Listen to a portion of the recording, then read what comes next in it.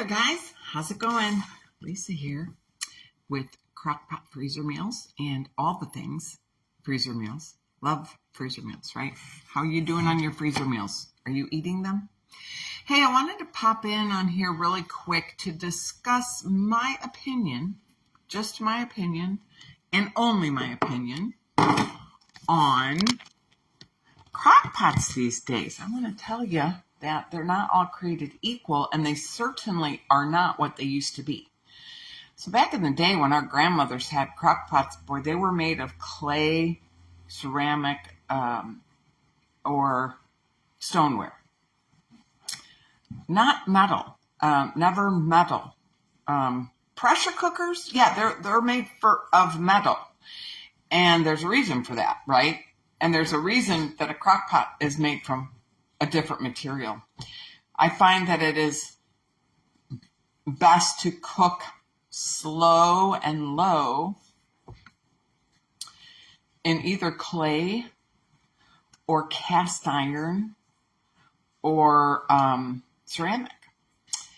And I'm not talking about ceramic like this thin. I don't know what the material they're using these days. So I had gotten a crockpot a couple weeks ago, ordered it on Amazon, and it was a pretty pink color. And so I was like, oh, that looks really good. And it said it was by this green company, and the metal was non-toxic and all that stuff. However, the buttons didn't hardly work. But then also what I found was it cooked wonky. I think that the metal makes the meat taste funny. So especially in stainless steel, you guys, if you have an Instapot and it says it has a slow cooker feature, I do not feel that slow cookers are meant to be cooked in stainless steel. They're going to make the meat texture wonky. And I had a friend who did that, and I just feel like I needed to point it out that, yeah, it matters what material we're cooking these meals in. And I don't want to get all sciencey on you, but these stainless steel and metal pots that we don't know what they're made out of, they do leach heavy metals. So for instance, I am allergic to nickel, and the insert in my quick cooker from Pampered Chef is stainless steel. I used to use stainless steel in everything. I thought stainless steel was the way to go, but not realizing that it was leaching nickel into my food, and then it was affecting my autoimmune. So these things we have to be careful of and watch out for. So I'm going to suggest that if you have these meals and all you have is a pressure cooker, Instapot, Ninja Foodie, Instapot pressure cooker, that you cook it in the pressure cooker fashion. Don't cook in the Ninja in the slow cooker feature. I wouldn't do that personally. You can, of course, you're in charge. But I'm just telling you, you're going to have your best results if you could cook it in a slow cooker. Now, I wound up getting a different slow cooker from the one I got a couple weeks ago, and let me tell you, it's awesome. It is, I don't know how I stumbled upon it. It was on Amazon. It's by Instant. So Instant Pot is a brand of pressure cooker. Crockpot is a brand of crockpot, slow cookers. Okay? Slow cooking is what we're doing. Crockpot is a brand name. So I only use crockpot in my freezer meal identification because people know what that is. And people get excited about that. If you say slow cooker, they're not so excited about it.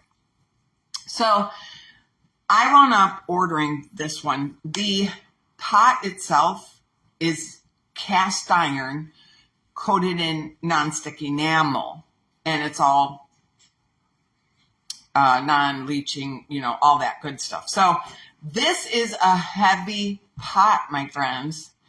And you can use it in the oven, on the stovetop, and in the crock pot. So it has a searing button on there, so it gets the bottom really, really hot, but why not just put it on the stove is all I'm saying. So yeah, I think that it does matter what kind of crock pot we're using, and we should all be aware if we have an autoimmune disease or we have an allergy to a heavy metal. I mean, none of us need to be ingesting heavy metals. I'm not going to get on my soapbox, but I'm just saying that a lot of us are suffering because of the heavy metal toxic load that we have, and by eating from stainless steel or something else that leaches cheap metal, like your pans that you cook your eggs in, or your pans that you cook your tacos in, it really does matter. And my company, Epicure, does have pots and pans that are a very good quality material for the stovetop. So we have a wok and we have a fry pan. We use silicone for the microwave, and you can use that in the oven as well. So anyway, back to crock pots and slow cookers. I just recommend to get a good quality slow cooker, and not one of those that has a super thin pot or pan. I mean, seriously, if you look back in the day, I remember I got one at like a rummage sale or something, and this thing was made of stoneware. I swear, it was really super heavy, and it just cooks differently. I don't know how to explain it, but don't cook the freezer meals that you make with me in an instant pot pressure cooker on slow cooker. You know what I mean? I would not recommend that. Also, the other thing I wanted to point out, because it's just been a hot topic, is how old is your crock pot? How do you know it? Do you know your crock pot?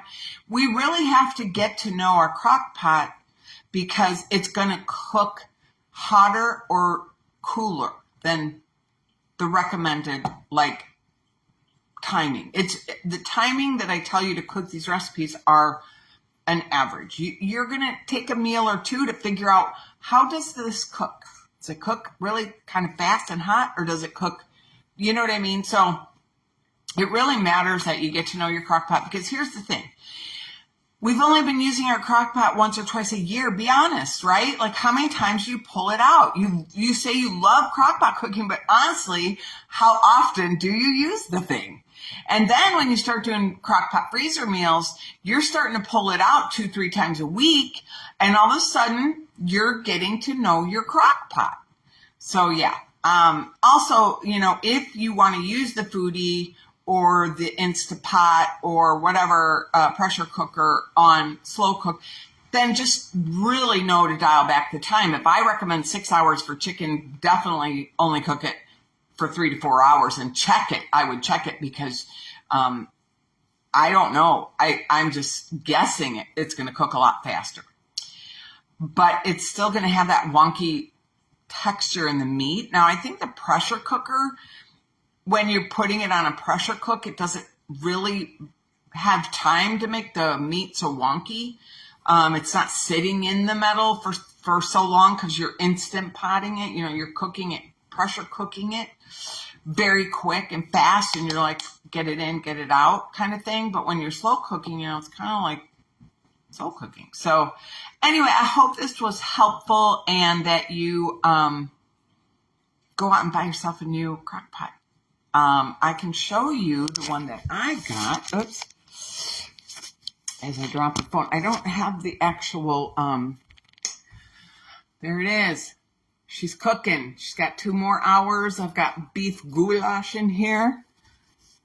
I'll show you. Ooh, yeah, beefy goulash. Oh, I just got all foggy, right? It smells really good. So, anyway, that is the one I got. It's on Amazon. It was $100. Well worth it. And I hope you find it, order it, and use it. Now, granted, that pot is heavy. It's cast iron. It's going to be heavy to clean, and it's going to be heavy to carry.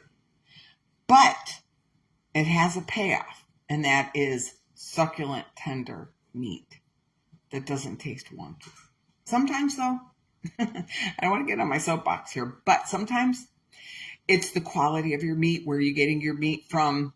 If you're getting factory farm chicken, it really, all these things depend. All these things make or break your meal. And it's truth. So I have to say it as nice as possible. But Anyway, if you have any questions or comments, let me know in the comments below, and I will talk to you later.